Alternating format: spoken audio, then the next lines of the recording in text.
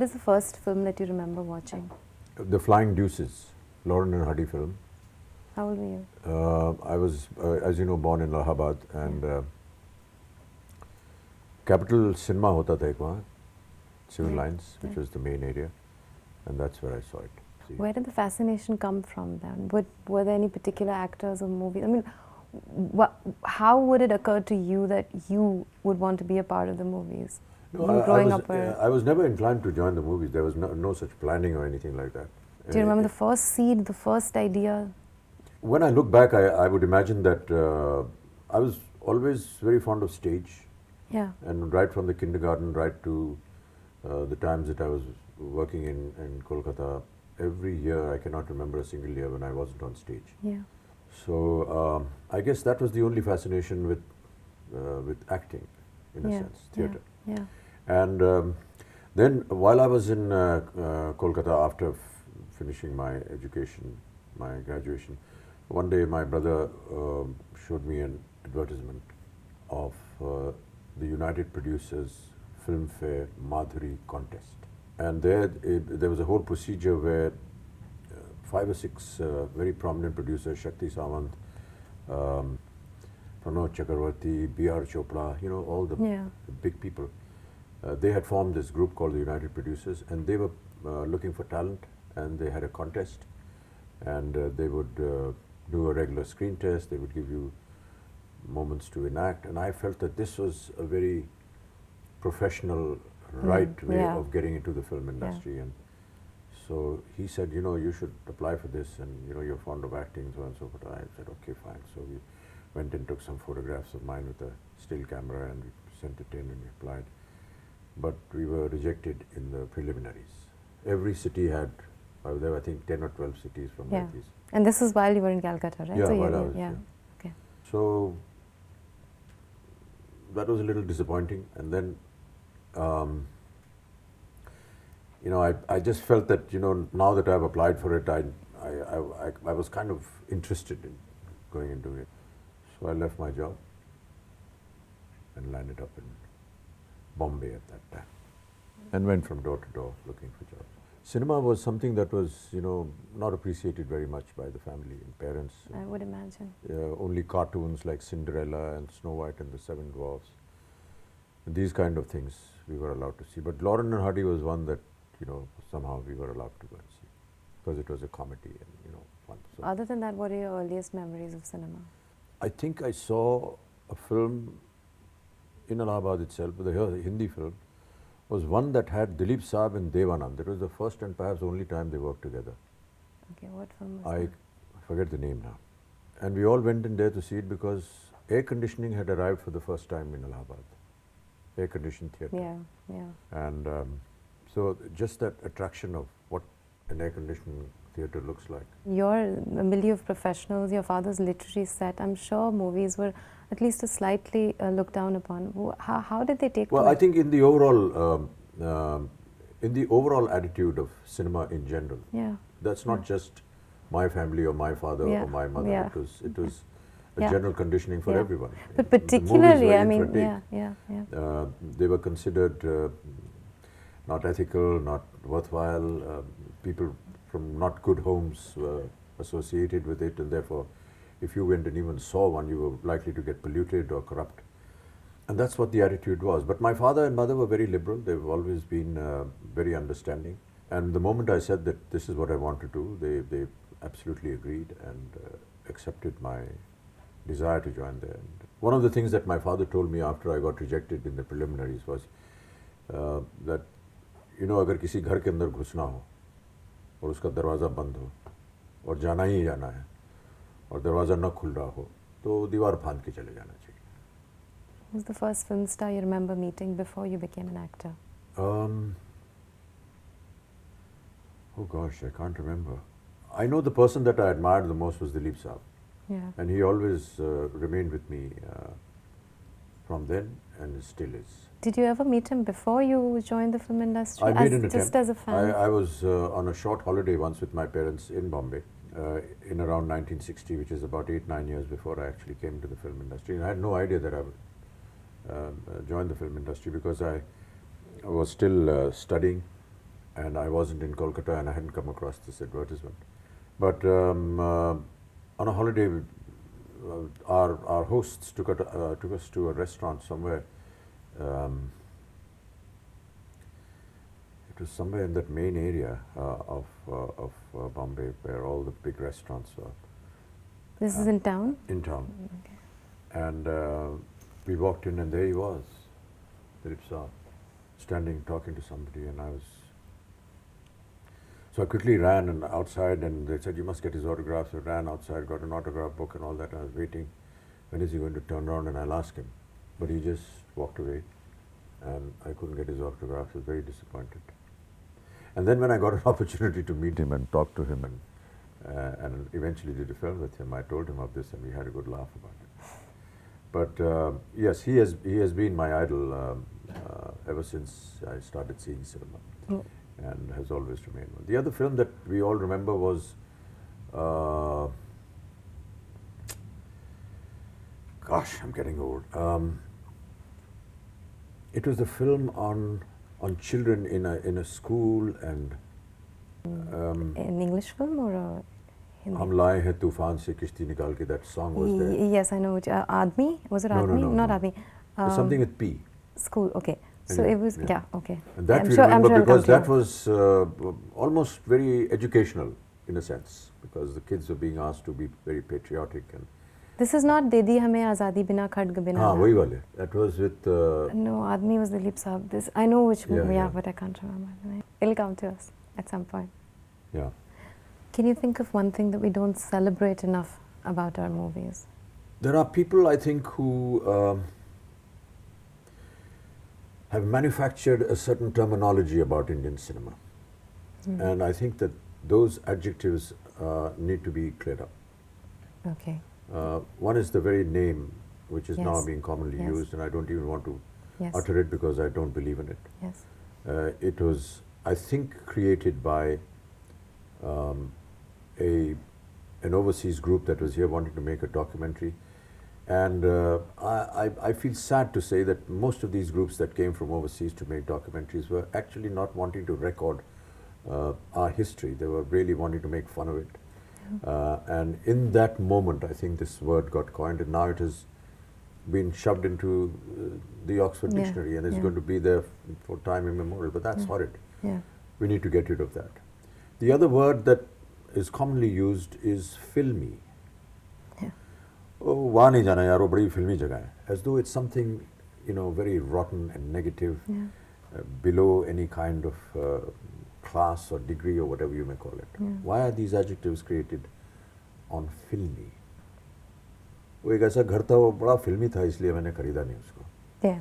So it's used as a bad adjective to Yeah. describe cinema. I think these are some of the things that need to be Yeah. forgotten. Yeah. And despite the criticism, Yeah. despite the cynicism, despite whatever the elitists may think about cinema in general in India, there is need for the star everywhere today. I'm not just talking because I'm an actor, but look at, if you go down recently, in recent years, say past 15, 20 years, you'll find that the star value has played a very important role in most of socially promoted ideas, whether it is polio or cancer, or everywhere you require that face and that value. It's a very And they strong never voice. want to acknowledge that fact, but yet they can't do without it. And I often wonder why we are invited, because we're barely learning how to act, and then suddenly we have to make a comment on the political system, on some social norm. Most of us And de are- facto ambassadors of the country. yeah, but that is all right. Yeah. But to suddenly give an opinion on some kind of a political change that's taking place, or a social reform that's taking place, and say, what is your opinion about that? We are just actors. We're not here to, change the constitution. There are many other brilliant people who can do that. But the reason why you come to us is because that perhaps is what is going to get quoted. Yes. That perhaps is going to bring you your headlines, or is going to be the attraction for a reader, Yes. or for a listener, or for a viewer Yes. to catch the attention. Yes. Can you think of a couple of people who you feel, movies, anything, who you feel that our cinematic history didn't give them their due? The entire cinema in India and the entire industry has huge number of examples where none of them have received their due. And I really don't know what do we mean by a classification called given their due. I think for an actor, his greatest achievement is the love of the audience. Yeah, perhaps memory. Memory is a good example. Yeah, but if he is remembered by people, Yeah. and if he is honored by people, and if people recognize him, that is his biggest achievement. Yes. I don't know in what other way you can give them their due, because many actors have been honored through the national award because of the films. Yeah. They've been rewarded by the Padma Awards, and there are many examples of that. Yeah. I No, guess it could be something small, like somebody who's been a brilliant filmmaker, but his films are not as widely discussed or in the mainstream, or we don't see. I mean, in any way that you personally feel that we don't know why. Well, that is one of the reasons why I felt that this medium that you're starting now and Yeah. why we're sitting here is helpful in promoting all that.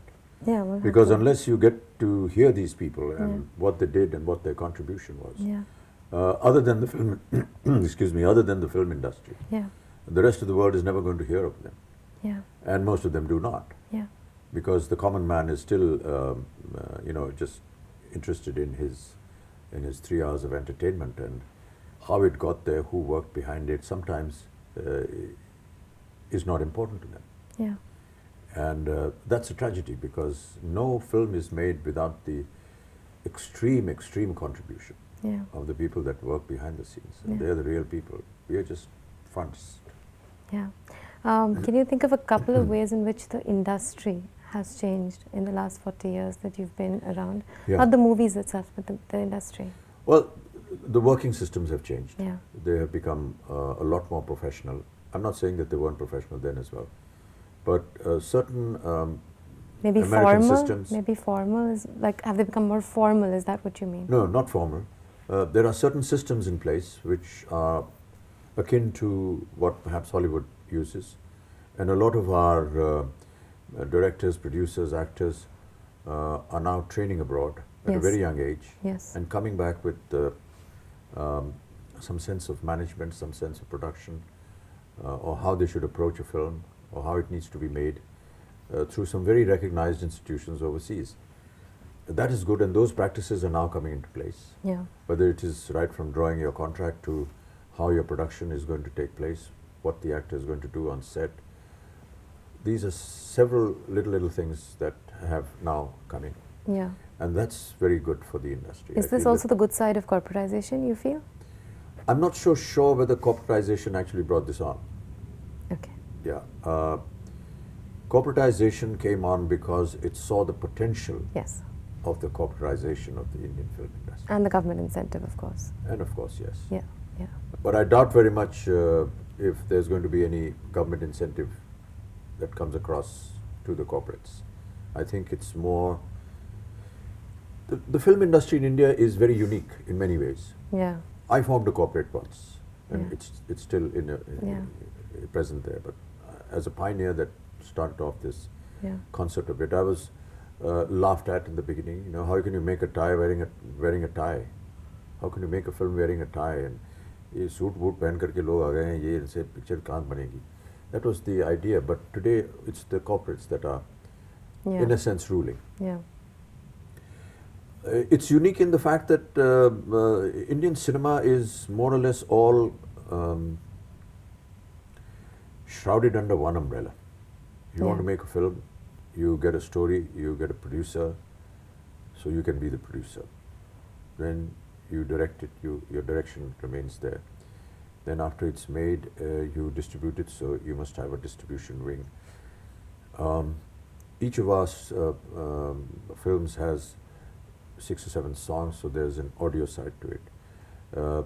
82% of film content is content for television, so there's a television checks into it. And all of it is under one roof.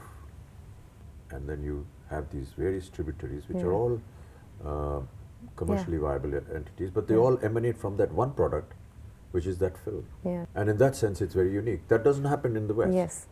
The West has its own system of pop music and rock music and whatever else. Yeah. But our pop music is the one Yes, yeah. that comes out from cinema. So that's very unusual. Yeah. And that is why the need to corporatize it Yeah. and bring it all under one roof Yeah. and have professionals looking after it Yeah. and their ideas and so on and so forth. Yeah. And now with the cyberspace and the internet, it's even more sort of versatile as far as the spread of cinema is concerned. CDs and music has just disappeared. You know, everything is now available on the net. Yeah. But what is most important is the content. If you have the content, you're okay. I went to the whole idea of the corporatization was formed when I was on a holiday in the United States of America. And I was there to do a concert, like, you know, we do concerts, and I pioneered these stage shows right from 81, 82. Yeah. And obviously we had lawyers and stuff because nobody moves without a lawyer in America. And one of our lawyers became very friendly with me, and around the early 90s, he said, you know, Amitabh, you should go back and start corporatizing and get your house in order because the Americans are coming. And I used to get letters from various big studios, Warner's and 20th Century Fox and Sony, wanting to meet me. And I said, why would they want to meet me? I mean, they don't even know who I am. I'm just, you know, another citizen of my country who's here on a holiday. But I just visited Warner Brothers one day, and one of their executives sat and spoke non-stop for 2 hours about cinema in India. He brought out a dossier which had every detail about me, where I was born, what I did, what films I'd done, who directed, everything they had pat. And that's the time this chap said. And I used to tell, when I formed the corporatization, when I did the corporatization in ABCL, I told my executives that this is what's going to happen. And no one believed it then. But look what's happened now. We have every possible major studio functioning here. And this is the way they will enter. Yeah. And every time I meet these big corporate heads, I tell them, you know, you've destroyed cinema in Europe, you've destroyed it in UK, you've got rid of Italian cinema, French cinema, German cinema, everything they've destroyed, Japanese cinema, which is so prominent. And now you're coming here to destroy us. But I think that it's going to take them a while. Yes. And it's not going to be that easy because our cultures differ. We're always more resilient. And if they were to bring one of their family dramas here, you know, they'd have a problem. Mm-hmm. So only their Titanics and their sharks and their robots and things like that will work. How's the experience of stardom? I can't think of anyone else who's been a star for, you know, this long. I don't believe in this. No, but how's the experience of stardom as such. Sure, but it is an experience yet. I mean, I'm sure you have. I'm just lucky that I've had a fairly long period of time. Yeah. It's 43 years, and it's. But you know, so very I'm sorry to heartening interrupt you, know but that there are still people who, you know, who. No, what I want to explain this because maybe you don't believe in it so much. That gives you the objectivity to look at it. You know, to look at the phenomenon. I don't know. I really don't know whether that is the right attitude to look at it that way. I wonder how the others look at it. I've never spoken to them about it because this is not something we talk about on set. But I wonder what they think. Perhaps you would know better what they think about it. So if you were to brief me on that, then I would be able to react to it. On my own, I just feel that I'm committed to a profession where I am an actor. Yeah. Somebody comes with an idea, a story. I look at it purely from the point of view of what I'm going to be doing in it and whether it's going to be a good story to make into a film, and I just go ahead and do it. Yeah. Now, all the other things are just frills, which I'm really not too interested in. Okay. I would rather, you know, be concentrating on the character, the role, what I'm doing, and look at the fineries of that rather than whether this is going to make me a star or whether I'm going to be in some kind of a number race or whatnot. I've never looked at it that way because I don't know what it means. Well, you know. Yeah. But okay, clearly the media's proliferated, manifold. Films are all over the media. Other than that, can you think of a way in which the interaction between stars and the media has changed, for the better or for worse? The stars were more elusive in Yes. the early years because of the lack of communication through the medium of media. Yeah. Perhaps there was just one magazine Yeah. that wrote about cinema. Yeah. Now we have millions of them. Yeah. There used to be one Filmfare Award after many, many years. Now you have One every month. Yeah. No, every other day. You have 1 billion cameras now following you wherever you go. 1 billion cameras. Every phone, every mobile is a camera. Yeah. So there is a record of you irrespective of whether you want it or not. You step out of the house and you're sure to be recorded. So it's a problem for us because now they have, if they don't have information about your activity, they will take out special magazines on your dress or the shoes that you wear. Or, hey, look, I don't think I like his shoes very much, and they have a close up there. So when somebody is following you, he's looking at your face normally, that used to happen, but now they start from the shoes. And then they go up onto the trousers and the shirt and the jacket. That's become of value to the media. I don't know. There are special magazines which have special issues which Yeah, they do. only talk about dresses that people wear. Yeah. So it's painful because every time you go out in public, you have to make sure, gosh, where did I wear this before? Because they're going to comment on this and say he has only one pair of shoes or whatever. But that's how intricate has become this whole business of Yeah. media attention. Yeah. Cyberspace, whatever we're talking of now will be out in a couple of hours. I'll Yeah. do it myself. Yeah. And that is one of the answers that you're looking for. The celebrity never had an opportunity to make a comment. Yes. In his own space. Yeah, obviously. Yeah. Whatever was conveyed to the public was done through the medium of the media. Yeah. And if the media liked you, you were a good guy. If they didn't like you, you were a bad guy. Yeah. It was all dependent on them. That is a very key. Yeah. But now, I write my own news. Yes. Yes. I went here, I did this, I didn't like this, I'd like that.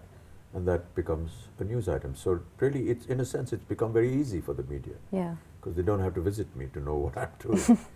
They can just read my blog or my Twitter and make a news out of it. Yeah. That's how things have changed. I don't think that media is going to die. I think it's going to survive and it's going to progress even greater.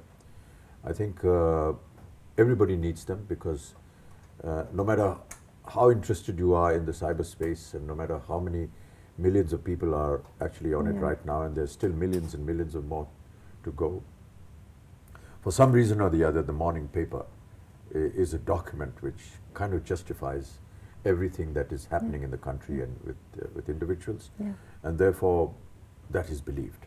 Yeah. So the only thing that has changed is, as I said, I now have an opportunity to contradict something Yes. which has been wrongly interpreted. Yes. Yes. And that is Whether a it very is believed or nice- not is another point, but at least I have the satisfaction of having clarified myself or given a contrary statement. Can you name 3 songs that have always stayed with you, Hindi film songs that are not yours?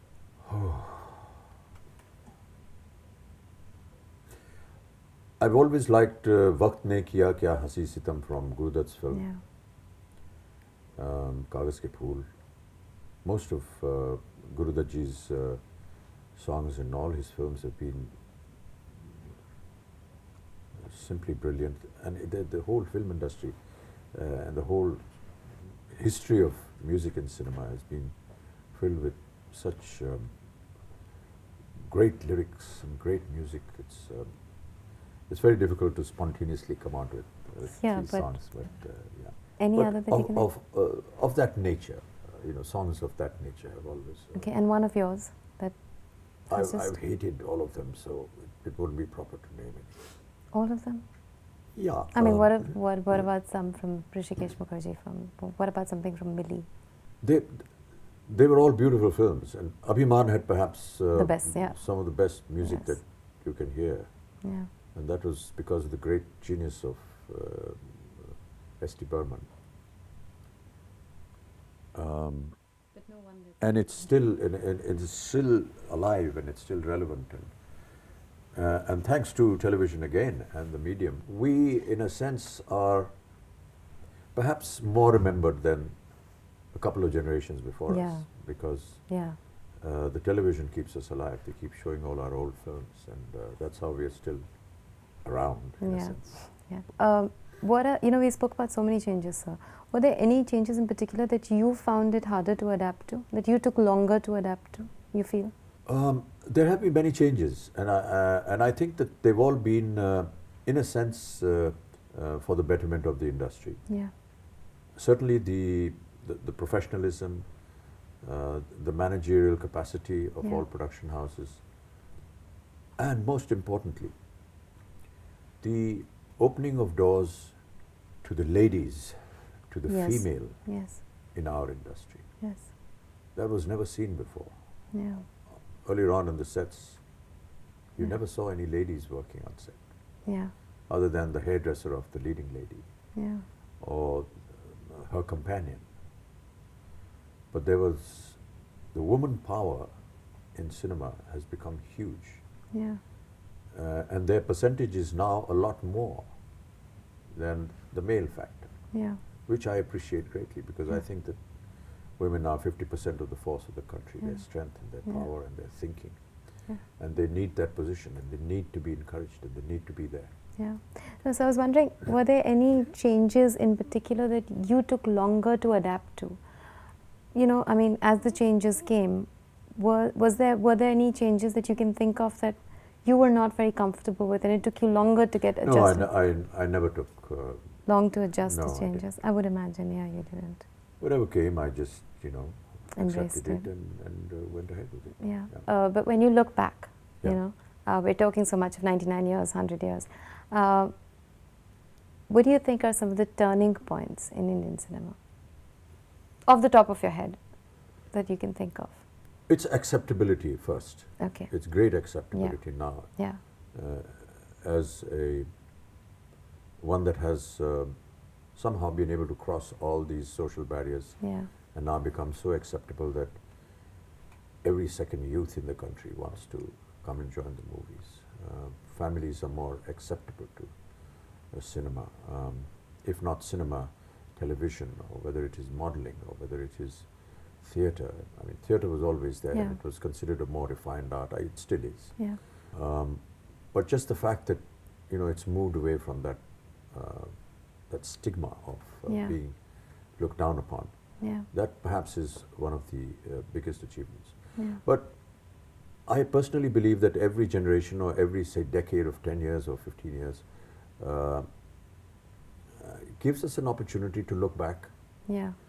and admire what happened 15, 20 years ago. 15, 20 years ago, those people were being looked upon as,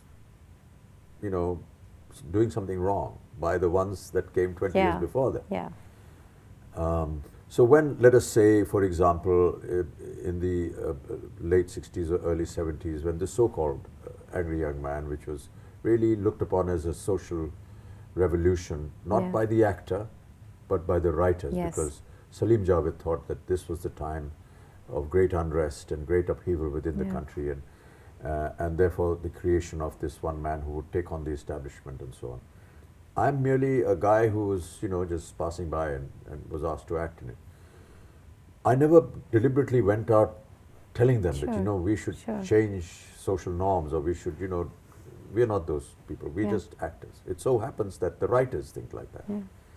And the writers are impressed by what happens in the country. So when that happened, there were many purists of that time, or 15 years before that time, who felt that this was a lot of rubbish, and the kind of films that we made were not good and were not of standard. We admired them, we still do. I would regret the fact that I had never had an opportunity to work with, say, a Guru Dutt or a Bimal Roy or a Mehboob. As would perhaps some of today's generation regret the fact that they were unable to work with, say, a Manmohan Desai or Yeah. Prakash Mehra or a Ramesh Sippy or a Yash Chopra, Yeah. which were the times when I was working with them. Yeah. And this is going to happen in another 10, 15 years' time. People will say, gosh, I wish I'd, worked in a film with Sanjay Leela Bhansali or with Tigmanshu Dhulia or Anurag Kashyap or so many great films are being made now. Yeah. All these big commercial hits that Shah Rukh and Salman and Amir are churning out, every 6 months. I'm sure that they will have the same kind of reaction. Yeah. But for that moment and for that year, I think there is that initial hesitation Yeah. of not acknowledging them because they're doing something new and fresh. Yeah. We talk about today the language not being there, the Yeah. written work not being there. But if you talk to a modern filmmaker today, modern meaning of today's times, he will say this is the way our youth is talking. This is the way people are communicating with each other. And what has actually come into cinema is a certain sense of reality. Yeah. Of late, within the past almost a year or 2 years, some few directors have brought in a certain style of cinema which is still keeping in mind the box office, but with a lot more realism. Yeah. So you have, the Vicky Donors and Pan Singh Tomar and Gangs of Wasipur and Barfi recently, Yeah. which is so exciting. Yeah. And I always feel that this is a fantastic period. Period to be a part And of. I consider myself extremely fortunate that I have been able to be a part of each phase almost and just enjoy what came my way. The one thing, if that is most remarkable about you, is the way in which you have never let your legacy become a trap. You have never let it imprison you in the past. Younger directors and actors who work with you today are perhaps much more hung up on your past than you are yourself. This is a very difficult baggage to shed for anyone, let alone someone like you who's been part of such exquisite glory. Was there any mental rigor involved in shedding that baggage constantly of the great past? I don't know if it's great. You're talking about it. But it's spoken of as great, you know that. But I don't talk about it because I just feel it's done, it's over. I must look for a job tomorrow. But how can I look back on it and say, yeah, I did some fantastic work? That would be just so stupid of me. So it's not so easy because you know that a lot of your contemporaries, for example, because they couldn't move on, they couldn't reinvent themselves. It is not an easy thing to do for anybody, not just actors. No, I think that this is a fallacy. Yes? I don't think that this is entirely correct. All my contemporaries, Shashiji, of course, is indisposed, but Shatrughan Sinha, Vinod Khanna, Dharamji, Jitendra, they've all moved on. They're still functioning and very well. Shatru and Vinod still do films. But they not only do films, they went into politics. And they achieved heights which they became ministers in the cabinet.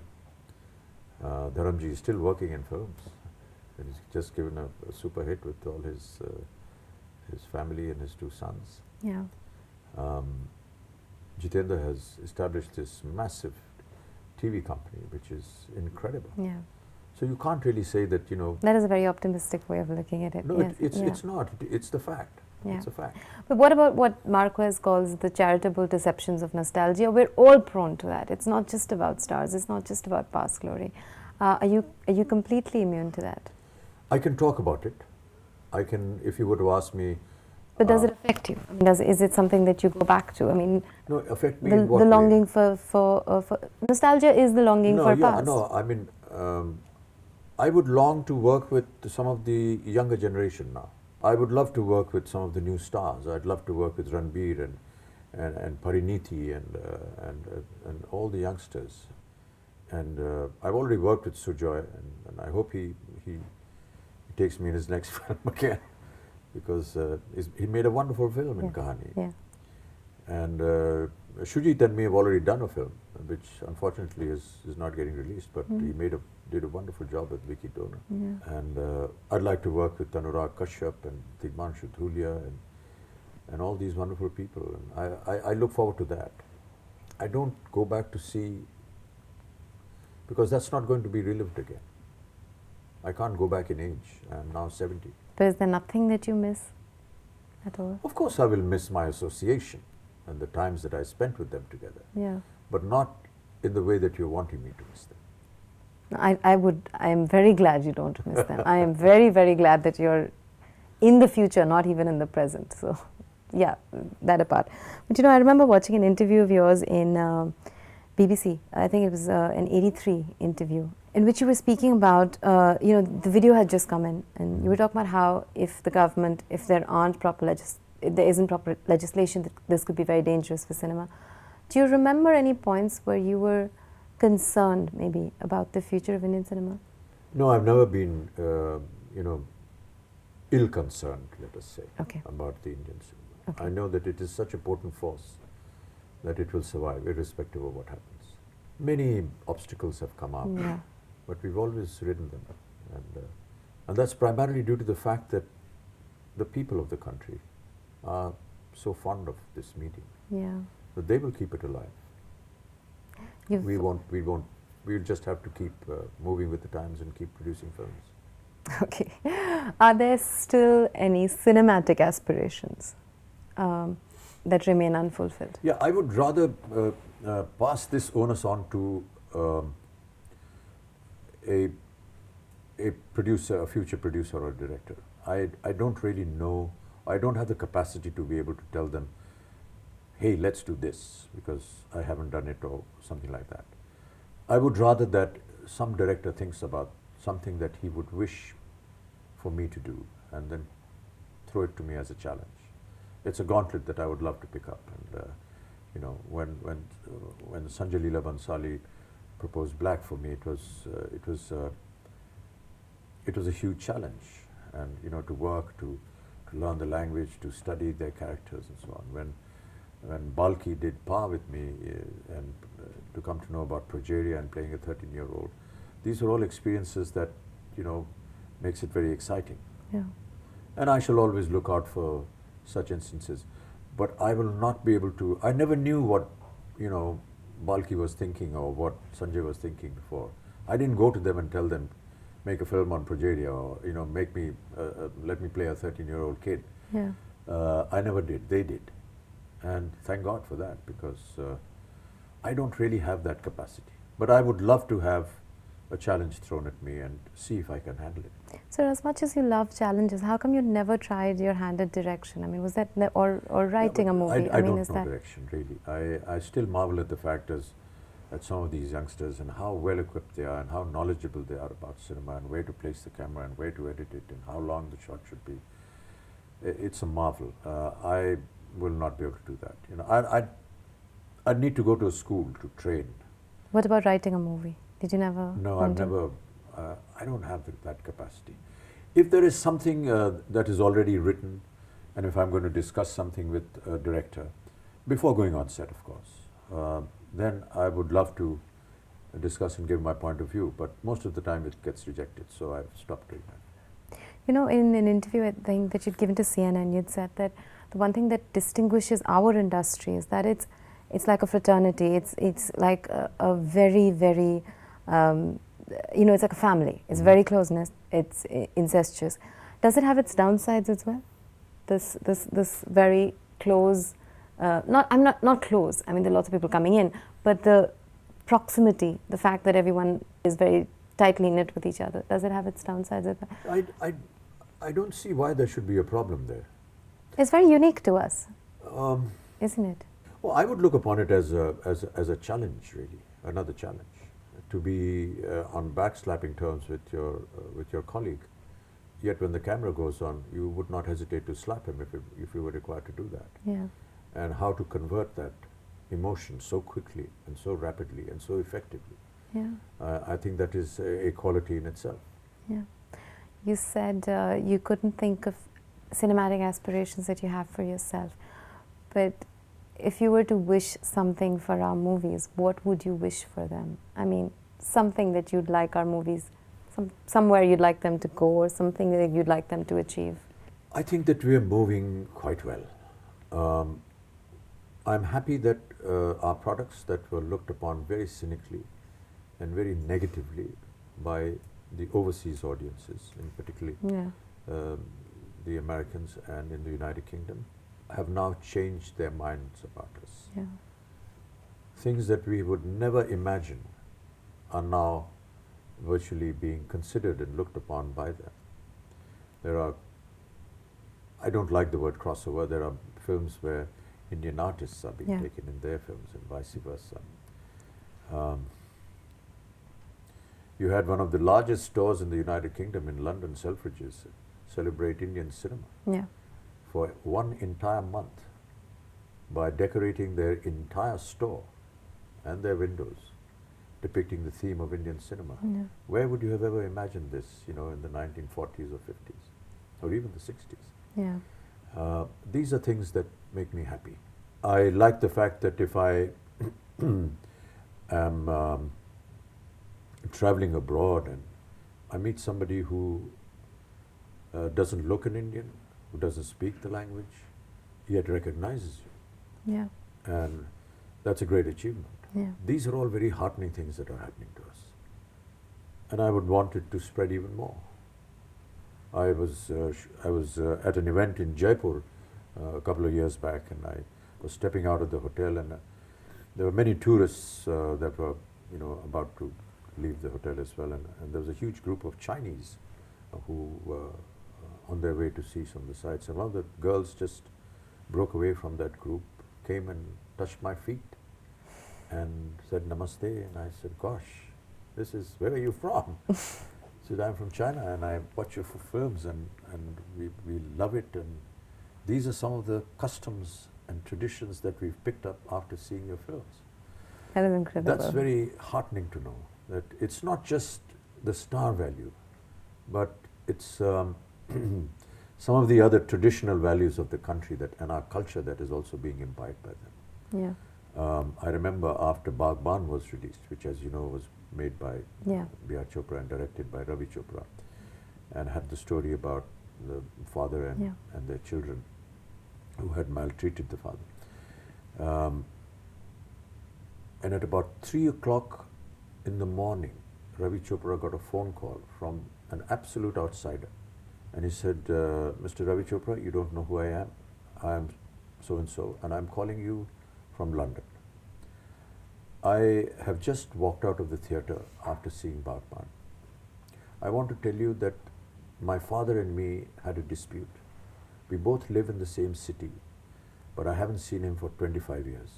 I've rung up to tell you that I'm going straight to my father and telling him I'm sorry. That was just so moving. So if when you have these kind of incidents happening, then you feel good about what you're doing. Yeah. I think this would be a good note to end the interview.